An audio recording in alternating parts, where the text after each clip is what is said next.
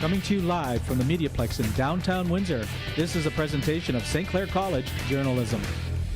Good evening, I'm Siddharth Krishna and you're watching MediaPlex News Now.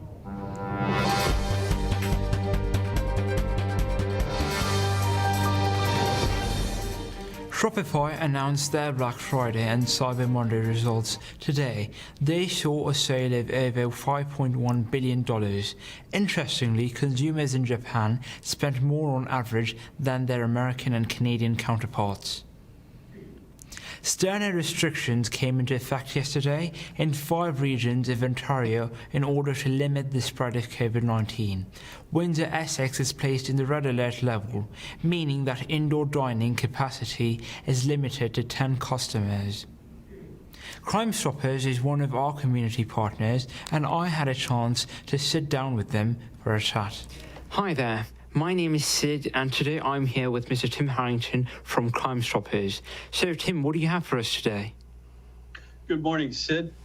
Well, Sid, in light of holiday online shopping and home deliveries, Crime Stoppers would like to remind our supporters to be on the lookout for porch pirates, who are known to steal parcels that are delivered to homes and private businesses.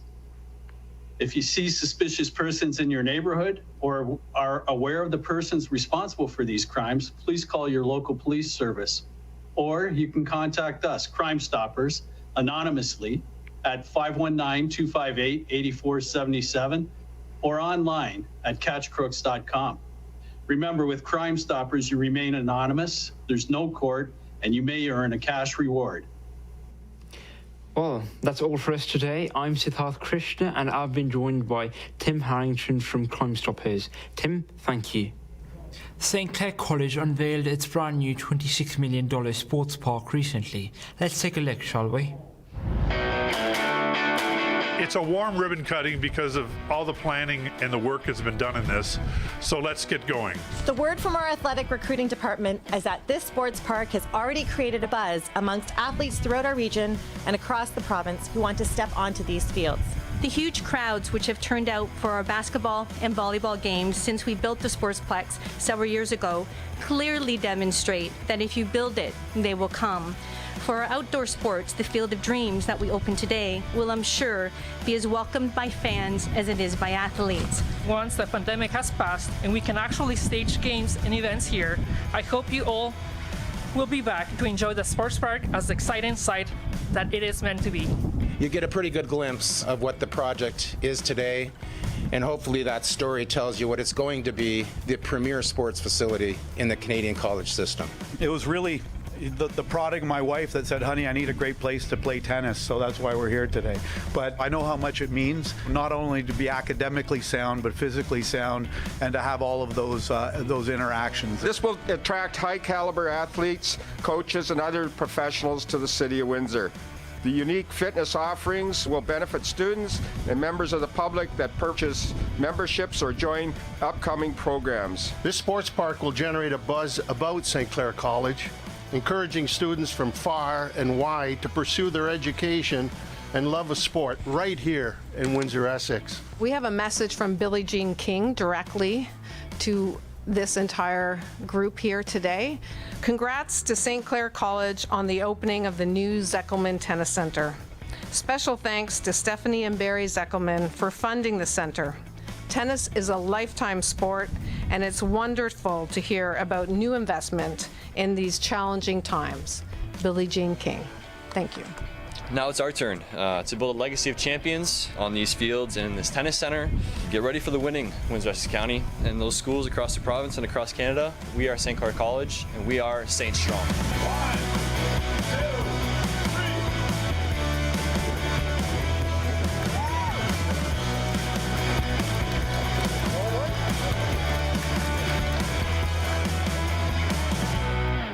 Tristan Zudavine is here with today's Health Minute. More than 1.1 million adults in Canada are diagnosed with attention deficit hyperactive disorder. This presents itself as a combination of inattention, impulsivity, and hyperactivity, which can take a toll on students in more independent environments such as college or university. Luckily, there are tricks that can help. Starting your day on time is important. Set multiple alarms in sequence to get out of bed. If you get sidetracked, Try setting your morning routine to a specific playlist to help time yourself. Work with your urge to procrastinate. Sometimes when you have ADHD, it is difficult to focus on something until just before it's due. Use this to your advantage and block out time near the deadline, making sure to do reading and research in advance. Study smarter. Boredom and working memory are common issues with ADHD. Rather than forcing yourself to absorb the information, find a creative way to stimulate your mind. Use colored pens for different sections, doodle in the margins, or record your notes and listen to them as you walk across campus. There are countless ways to help manage ADHD, and finding the right ones for you can make all the difference. I'm Tristan Zuderveen. A Windsor collective is supporting the creative arts. Albert Sharp reports. Arts and culture is alive and well. This hub is nurturing arts businesses through the pandemic. Show, art spirit, and performance is home base to a variety of small businesses and artists. Throughout the COVID-19 pandemic, the creative arts have struggled to keep their businesses running. However, at Show, artists were given a little extra support. We have done rent reliefs for 3 months for all of our tenants. And of course that was passed on to us by the owner of the building. At Show, the focus has been on the word pivot, as everyone adapts to meet safety guidelines and maximize use of their space. It's as the saying goes, the show must go on. For MediaPlex News, I'm Albert Sharp. And for the Health Minute, let's turn it over to Jessica Tatton. Do you ever feel like you're floating outside of your body? Do you ever zone out or lose concentration? You may be experiencing derealization or depersonalization. But what does that mean? Depersonalization means you feel detached from yourself, like you're floating outside of your body. Derealization means you feel detached from your surroundings, zoning out, or just observing. These episodes are symptoms of many things, such as stress, trauma, or unhealthy coping mechanisms. They are common in people with other mental illnesses, such as depression, anxiety, or post-traumatic stress disorder. Although these episodes can be scary, a way you can help snap out of them is to ground yourself. You can do this by counting your fingers, recalling the colors of the room, or naming things you can see, hear, feel, smell, or taste. This way your brain is reminded that you are present in the situation. I'm Jessica Tatton, and this has been a Health Minute.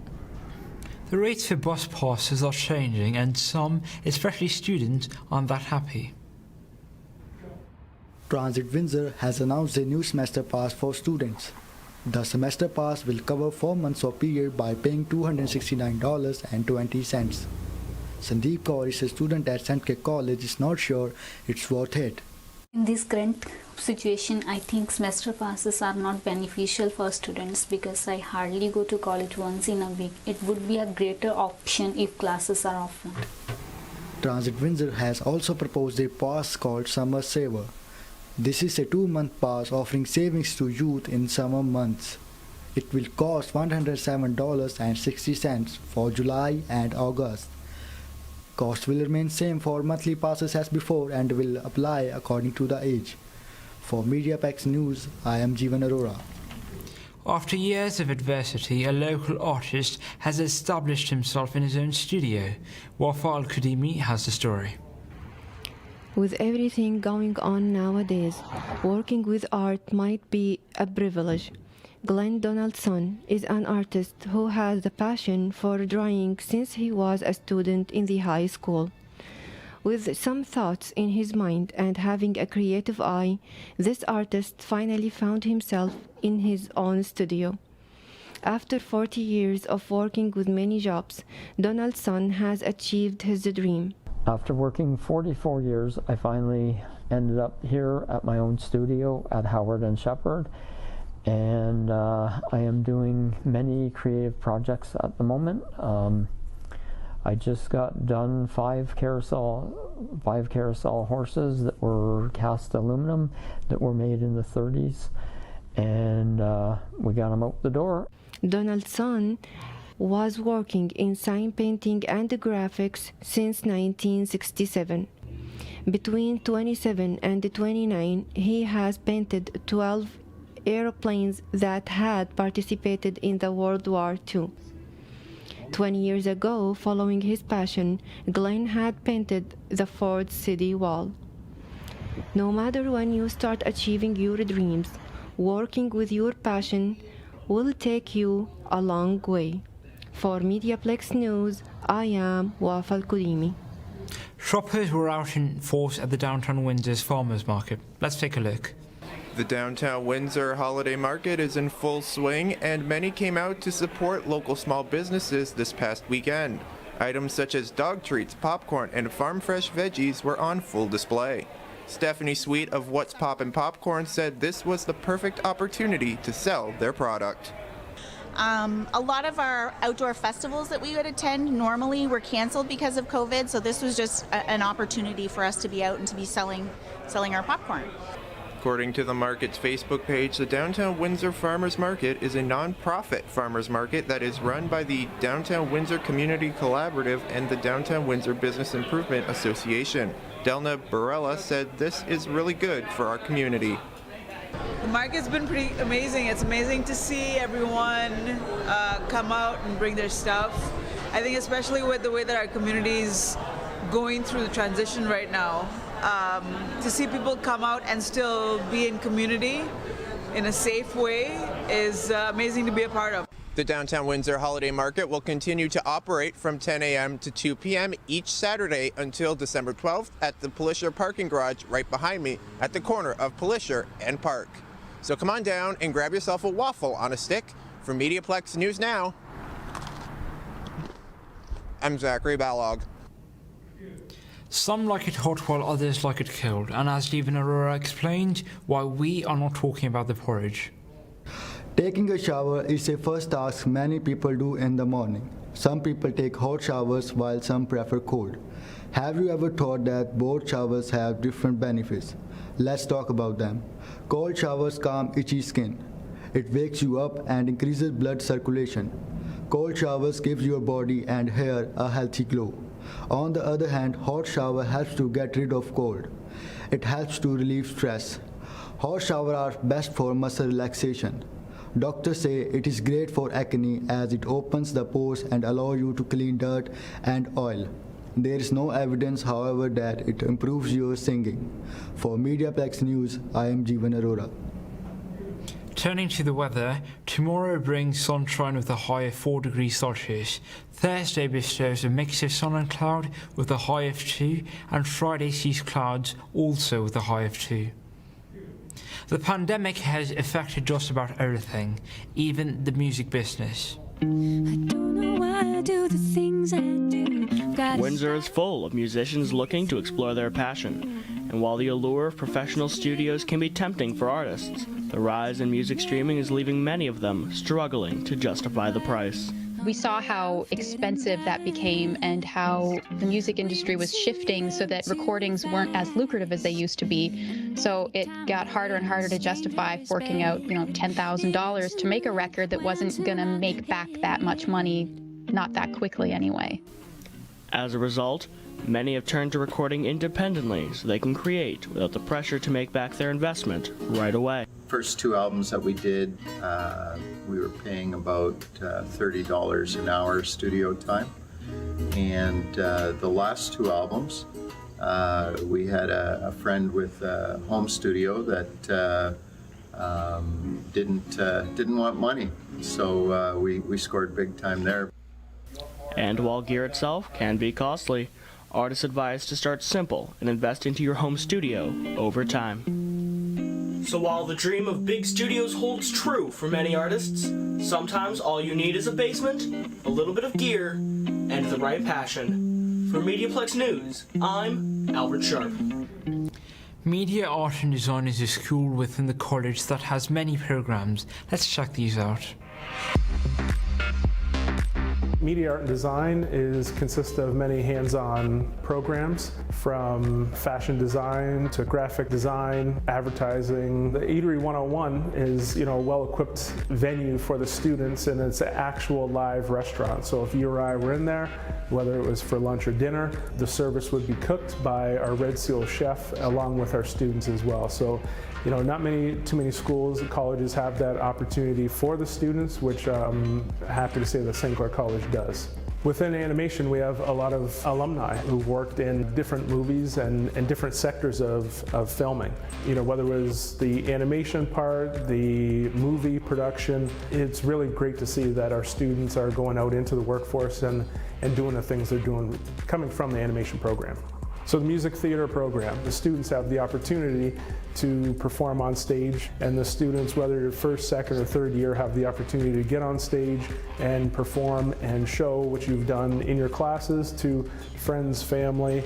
We get the school boards involved and local community groups who come and watch the show as well. Yeah, so we have the MediaPlex. It is a great facility. It has 3 programs that run out of it, which is public relations, journalism, and media convergence. And within each one of those programs, you have a great staff who do hands-on experience, and what the MediaPlex is its own unique building that provides those 3 programs, but you also have the opportunity to work within radio, TV, and broadcasting. So as a student, you're coming here at St. Clair College, you're not going to be sitting in the classroom, you're going to be sitting in an actual newsroom, computer labs, radio suites, edit bays, and all these things that are in real life and in the industry, and utilizing your skills right live on set. We do run a radio and TV show twice a week, which is on YouTube, and you could view that anytime you want. So we want you to be a part of the team here at St. Clair College and be a part of the team for the School of Media, Art and Design.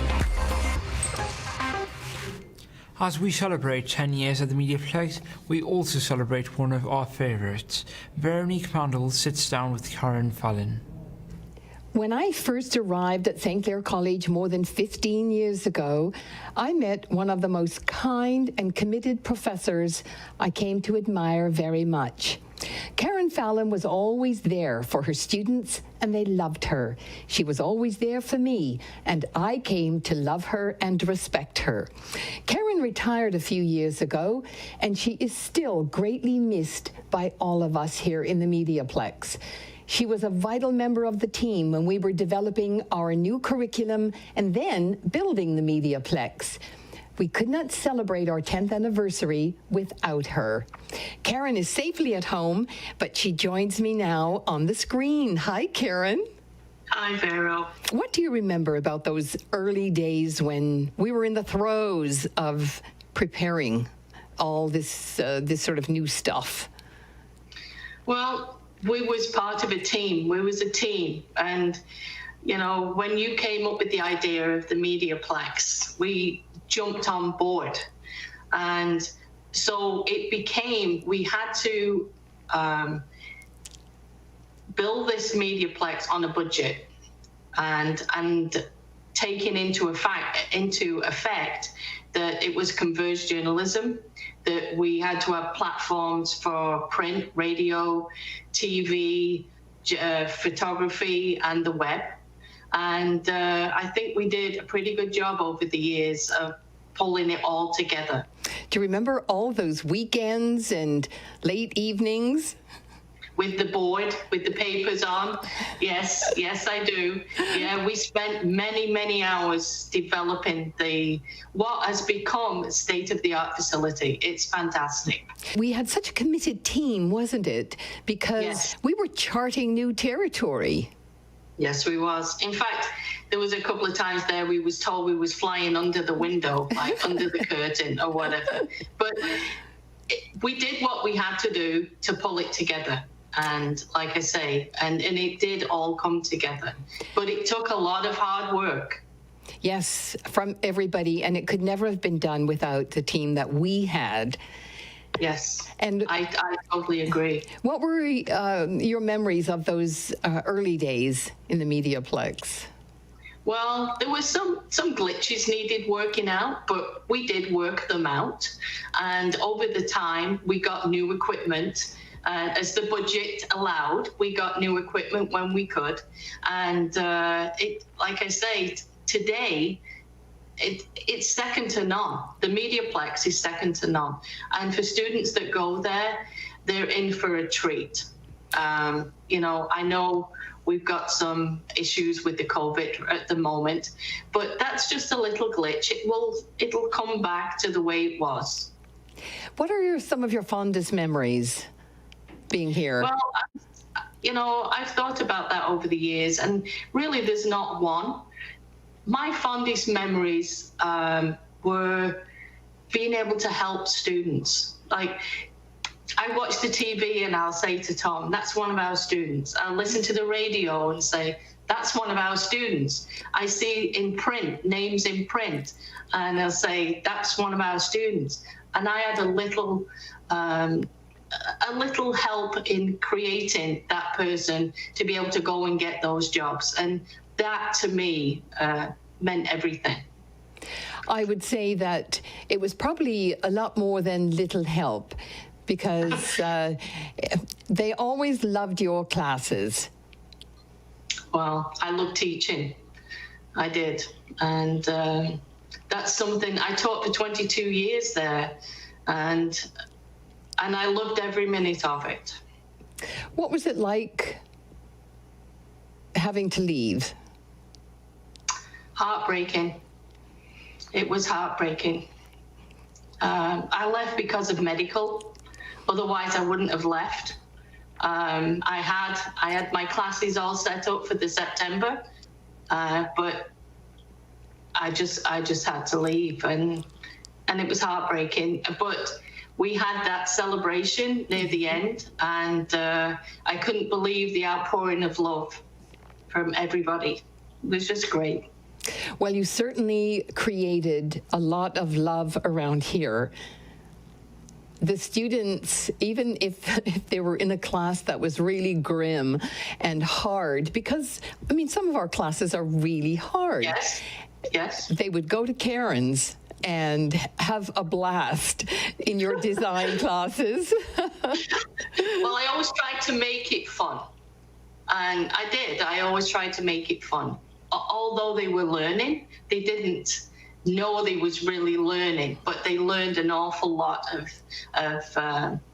things. And especially when we put the newspaper together on a Friday morning, when they came in and they brought the stories in for editing, and they edited them, brought the photographs in, edited those, and then the layout team took it, built the newspaper for the print shop, and also to put it online.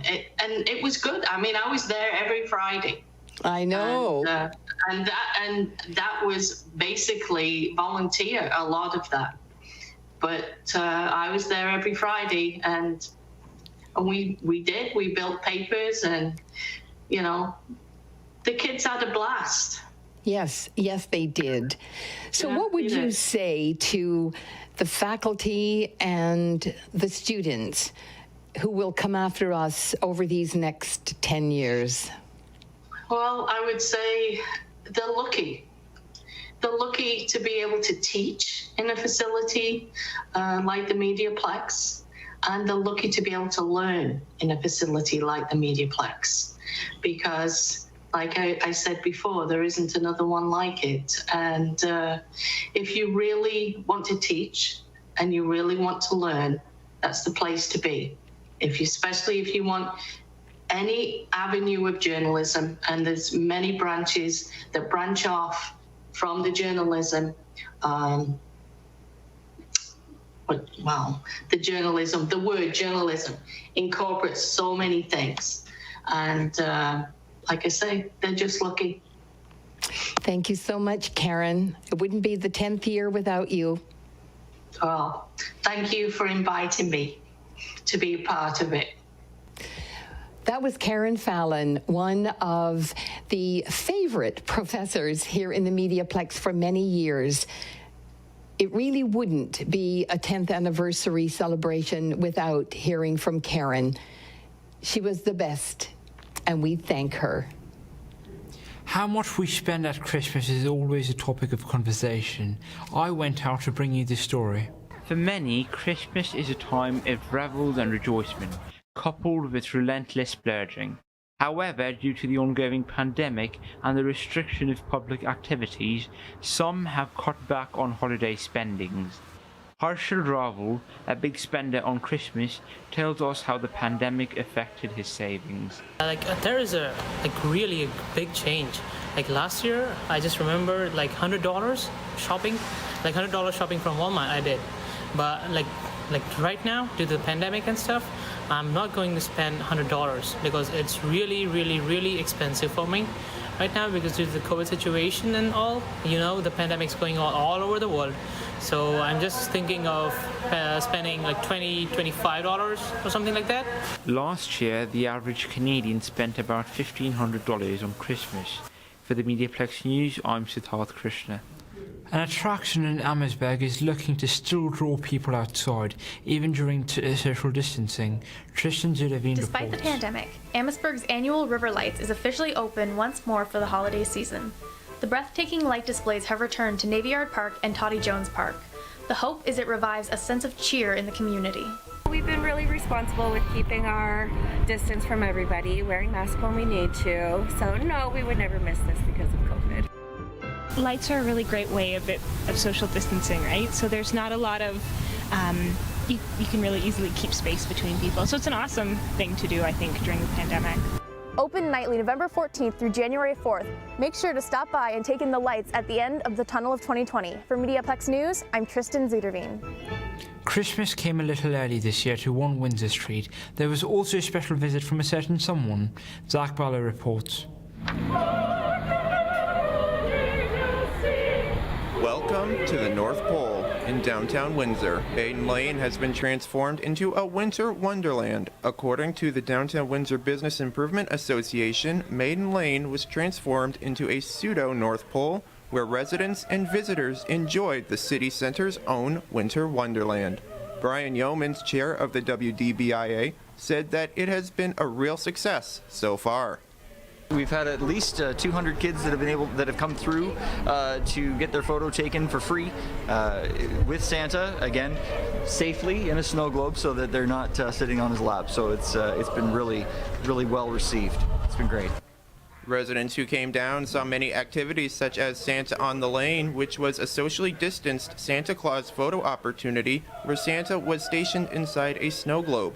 Some of the other events included carolers on the corners, presented by the Windsor Classic Chorley, and Christmas tree decorations in partnership with virtual programming by the Windsor Public Library. Debbie Croucher, the executive director of the Downtown Windsor Business Improvement Association, said this is something we all need right now.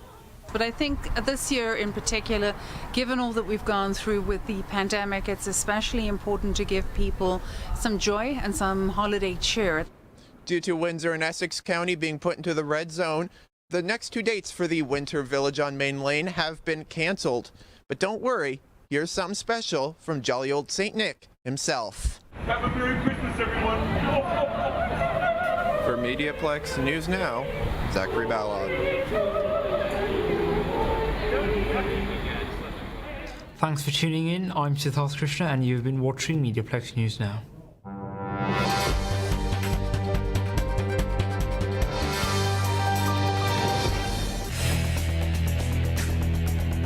MediaPlex News Now is a production of the St. Clair College Journalism Program.